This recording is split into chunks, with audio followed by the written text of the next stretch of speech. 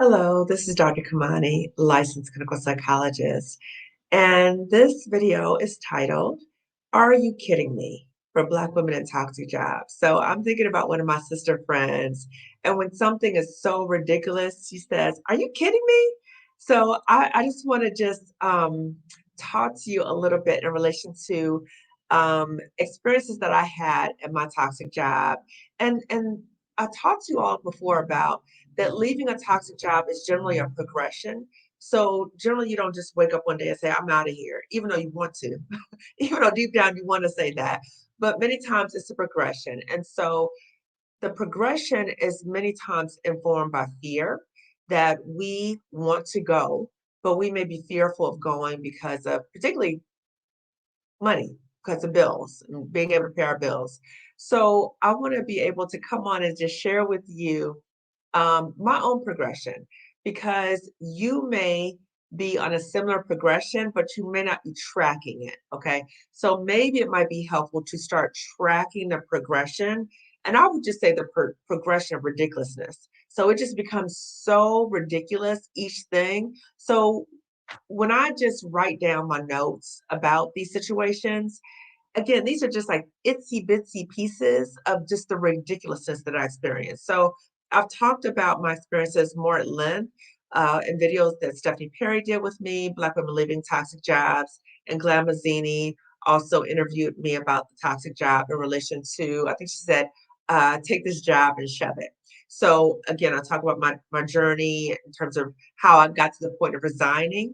But I also thought it would be helpful in terms of just having shorter videos that talk about the progression and just some of the similar reactions you may have in this situation in terms of, are you kidding me? Is this really happening? Like, am I past? I thought I was past high school. I thought I graduated from high school. How am I in this situation? And these people are acting so catty and petty. So I'm just gonna go through in terms of, are you kidding me? And again, I invite you maybe after this video to think about your own "Are you kidding me?" progression, your ladder, in terms of how you're gonna get out of here because you're thinking about how ridiculous all this stuff is, and that you're dealing with this stuff. And let me say this, and I caught myself because I said tolerating, because when you are in these situations, you many times are trying to make it better. You're trying to figure out what can I do to make the situation better? So you might feel that you're tolerating it, but you're not tolerating in the sense that you're like, oh, you know, that deserves negative treatment. No, many times you are withstanding the situation because fear, number one, in terms of, well, where am I going to go? What else am I going to do? How am I going to get the money? You might feel stuck due to the fear. So it adds, so you're already been beat down by the trauma, but you may start beating yourself up because you are stuck. You feel stuck.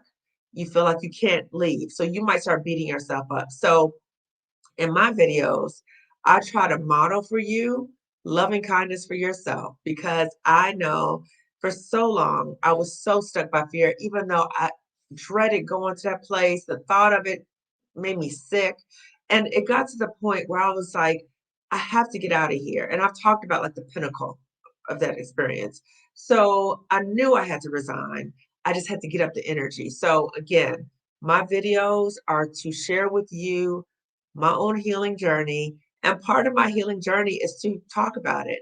So these videos are just the ideas. I literally downloaded to me this morning. I had these ideas. So just download it to me. So I said, okay, let me record them.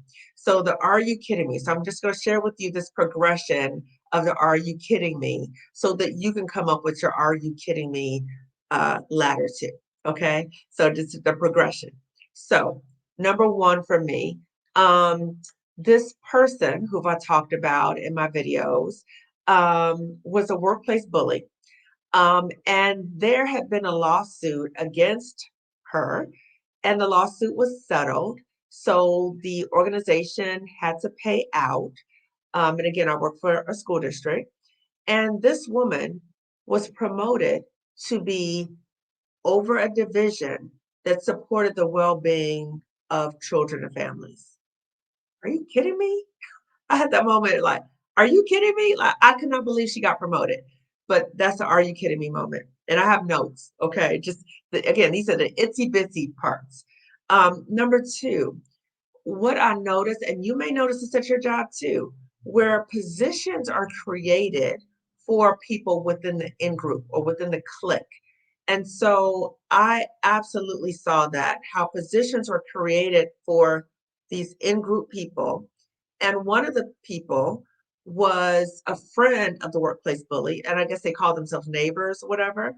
But this person was a position was created for this person, and then for me, I if you have watched my previous videos, you've heard me talk about how I was demoted without a clear reason why, even though I had excellent evaluations, put in leadership positions, taking the initiative with creating things that had never been done. They were like, "Oh, we're going to demote you. You're, going back to your entry level position that I had maybe 10 years or so ago." And so they've cut my position, but they're creating new positions. Let's think about that.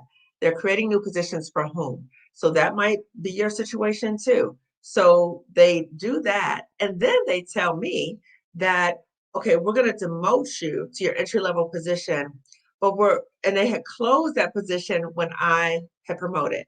Okay, so I'm the only clinical psychologist in the whole district. They closed that position when I promoted, but guess what?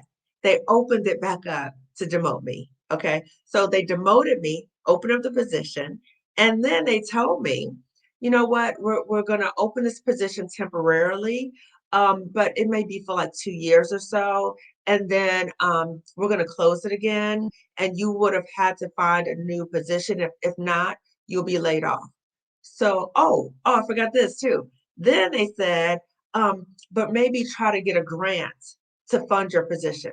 So again, I'm working for the school district. They're telling me to find an outside grant to fund my position. Yet I see how they are creating positions for the people in the clique. Are you kidding me? Okay. Number three, the person I just told you about, in which the positions were created, they were friends with the workplace bully, so called neighbors.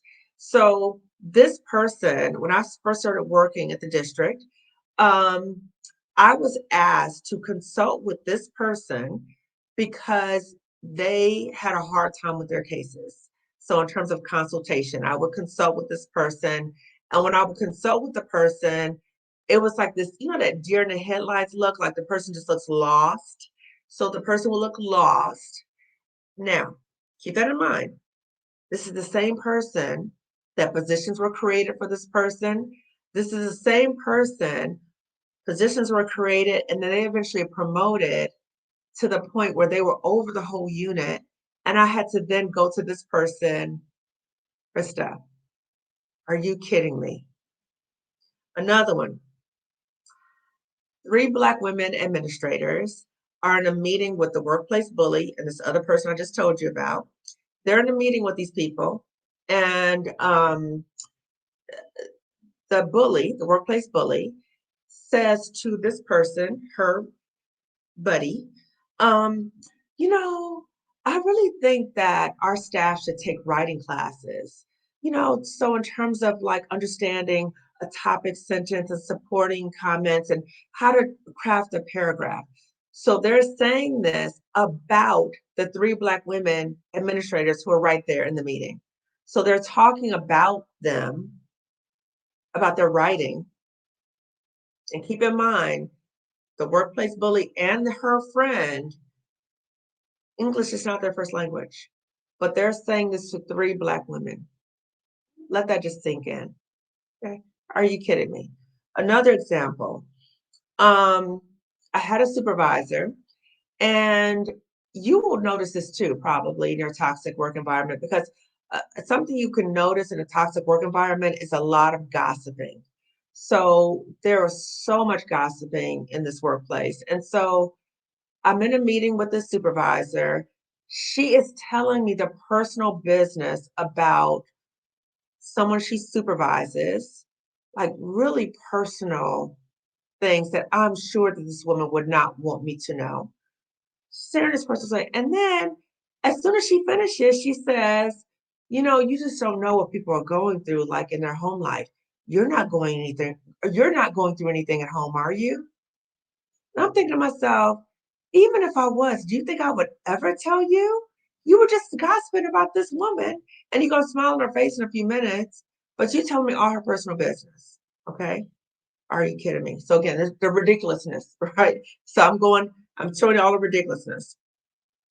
Another one was I was in a meeting with the workplace bully, and one of her other friends, um, who was like in the clique. So her friend was not an administrator. So we're in this meeting. So the workplace bully, her friend who was not an administrator, and me. And the workplace bully and her friend start saying negative things about two other Black women who are my elders, talking about them in a negative way and saying, oh, we need for you to bring some professionalism into the room because they're not professional. And I'm sitting here thinking, you're saying that they're not professional, but you're trashing them. You're not professional. And then you're saying this in front of your friend who's an administrator. What is going on here? So again, ridiculous. Are you kidding me? Okay. Another one was before I was demoted, like I said, I was put in kind of leadership positions. And part of my duties was to sit on interview panels. So I remember this one day, I was sitting on an interview panel, and one of the workplace bully's friends, actually the same friend I just told you about, was in the other meeting. Okay. So her and the workplace bully's other friend, who again she promoted and created the position for. So all these people were involved. So anyway, we're in the room. So once all the interviews were done, the interview team comes together and we look at like the ratings for each applicant and kind of decide like based upon the rankings, where do they rate in terms of being offered the positions. So the friend did not do well in the interview at all. Did not do well. So she was low, okay? And this man, whom again the workplace bully's friends with, he was trying to advocate and trying to figure out how to move the friend further up in the ranking, even though she did really poorly on the interview. So that was another example. Are you kidding me? Um, and again, it was just a progression of so many different things. And I want to just take a moment. That's all I want to share with you. Again, I'm sharing with you itsy bitsy pieces. Just like at your workplace, there might be so many things that it's just like, I don't even know which ones to choose. So you don't have to go through like a long list, just like I came up with a few, okay, just to share with you. You might have a few. But I invite you to come up with your ridiculousness list in terms of, are you kidding me? What kind of things are going on at your toxic job? And you are thinking to yourself, are you kidding me? If these are happening to you, then look at that list. As I look at this list right now, I'm like, this is crazy. I did not go to school. I did not do all the things I did to get to where I got to deal with this ridiculousness. This is not, this is not what I signed up for. So again, look at your list. Like I'm looking at my list right now. Look at your list and say and evaluate, is this ridiculousness a part of something I want to continue to be around? Like this toxicity. Is this what I worked so hard for? Did I go through all of this? And those of us who have had student loans, think about that when you pay that student loan and you're thinking about that you went to school to end up with a so-called good job as you're paying off that student loan. Are you thinking, ah, I'm so glad I got this job? You probably aren't. You're probably thinking, dang, first of all, I'm sick that I got the student loan. But you're also probably thinking, I have to have this job to pay off the student loan. And when you get in that position, I invite you to also think, what are some other ways I can make money besides being in this ridiculous job where you are sitting there thinking, are you kidding me? And scared that one day you're going to blurt out and say something that's out of character or whatever. because it's so ridiculous. Think about, do you want to continue to stay there? And if you don't, then explore options because there are options. And that's why I wanted to share with you. Okay. So this is just a brief video talking about just ridiculous moments in which you say, are you kidding me? And you have probably said, are you kidding me too? That's probably why you're watching this video. Okay. So in closing, if you're in this situation and you're starting to think about, I need to get out of here, but I'm stuck, I don't know how, check out the resources that I have in the description section. These are resources to help you hopefully get unstuck. It's a range of different resources for you. So be open to exploring them and maybe following up with them. Okay. And if you have not already subscribed to my channel, please do so. Lifting as we climb consulting wellness services. So as I'm lifting for you, as I have my hand out for you, I'm trying to help support as many Black women as I can to leave and heal from toxic jobs. So I'm reaching for you. I'm trying to support you. And I'm asking that you also do this for other Black women, that you reach out to other Black women who are in a toxic job, because more than likely, you know another Black woman who's in a toxic job. There's so many of us. So reach out to her too, offer her support, share the resources that I have in the description section with her, and also share this video with her and other Black women, maybe not just her. So I'm signing off, but again, I just want you to think about, look at your list. I got my list here, okay? Look at your list. I'm like, did I miss anything? Look at your list and look to see how ridiculous your job is. And when you sit on paper, it takes us to a whole nother level. It really does. Okay. And again, it may just be a little sliver of the ridiculousness that you're dealing with. So it might be a bigger list somewhere. You don't need to spend all that much time with it. You know when you've had enough. Okay. So I'm signing off and I will see you next time. Okay. Take care. Bye bye.